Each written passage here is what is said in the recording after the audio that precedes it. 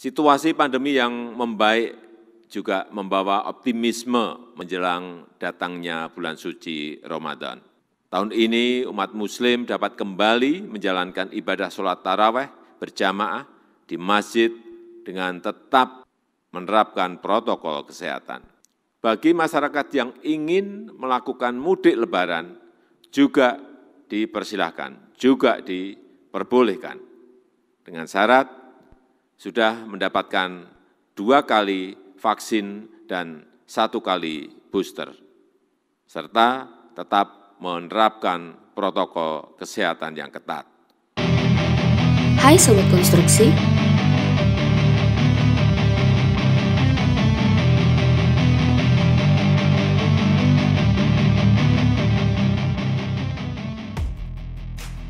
tahun 2022, mudik sudah diperbolehkan. Seperti keterangan resmi dari Presiden Joko Widodo sebelumnya, bahwa di 2022 mudik diizinkan asal sudah mendapatkan 2 kali vaksin dan 1 kali booster. Lalu juga untuk para pelaku perjalanan dari luar negeri yang tiba di seluruh bandara Indonesia, tidak perlu lagi menjalankan karantina terlebih dahulu, tetapi tetap harus melakukan tes PCR. Jika hasilnya negatif, maka bisa lanjut beraktivitas. Tapi jika hasilnya positif, akan ditangani oleh Satgas.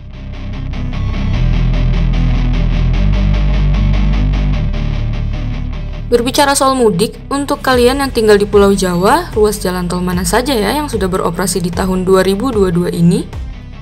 Badan Pengatur Jalan Tol Kementerian PUPR menyatakan saat ini telah ada 11 ruas jalan tol tambahan di Pulau Jawa yang sudah operasional atau sepenuhnya jadi maupun fungsional atau yang belum sepenuhnya jadi untuk mendukung kelancaran arus mudik lebaran tahun 2022 ini. 11 ruas jalan tol tambahan di Pulau Jawa tersebut adalah antara lain 1. Bogor Ring Road seksi 3A sepanjang 3 km, 2. Cibitung Cilincing seksi 1 sepanjang 2,6 km, 3. Serpong Cinere seksi 1, 4. Cengkareng Kunciran sepanjang 14,19 km, 5.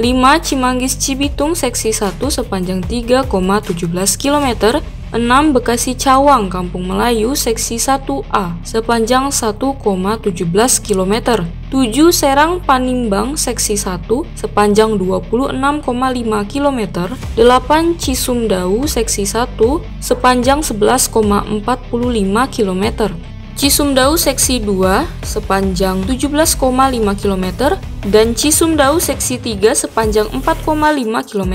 9. Jakarta Cikampek Selatan sepanjang 8,6 km. 10. On-off rem kilometer 42 500 Jalan Tol Jagorawi, dan 11. SS Bojong Pekalongan. Di samping itu, PUPR juga memastikan kesiapan jalan tol untuk arus mudik di Pulau Sumatera, Bali, Sulawesi, dan Kalimantan.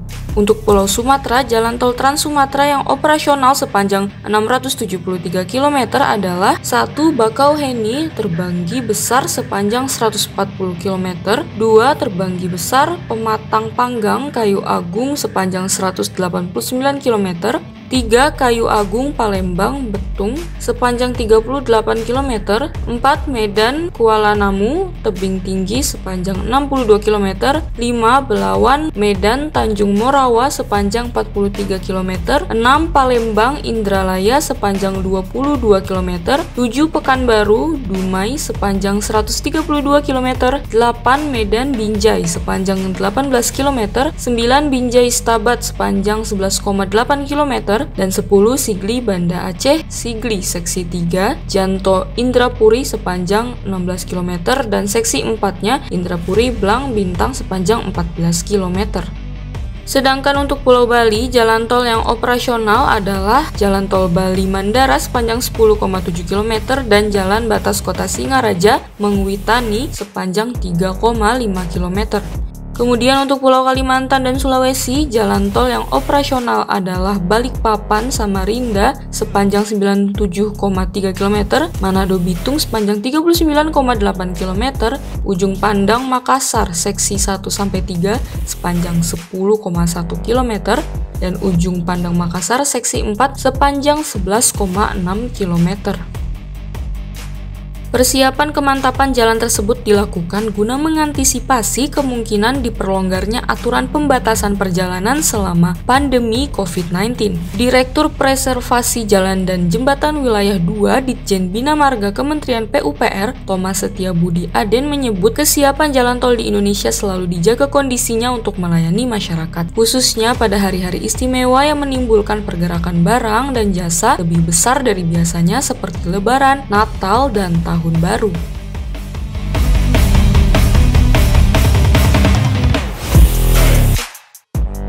Terima kasih sudah menonton video ini dan nantikan video-video spesialis konstruksi berikutnya. Salam konstruksi!